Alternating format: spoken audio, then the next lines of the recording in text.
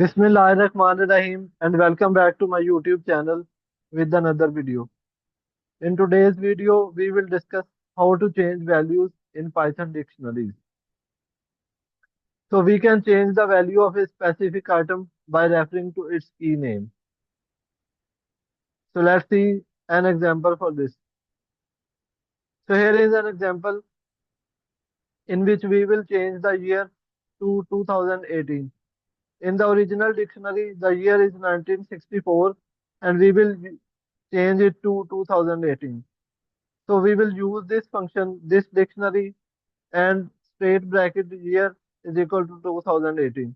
And when we will run this code, the year will appear 2018. Next is update dictionary. Update dictionary is basically a function which we will use to update any dictionary with the items from a given argument. We can update any dictionary or alter its values by using this function, this update and simple brackets. So let's see the example for this also. So here is an dictionary which we have given.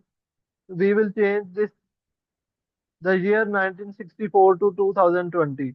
So we will use this update function to change the year. So that's all from today's video. We will inshallah meet in the next video. Till then, it's goodbye. Allah Hafiz.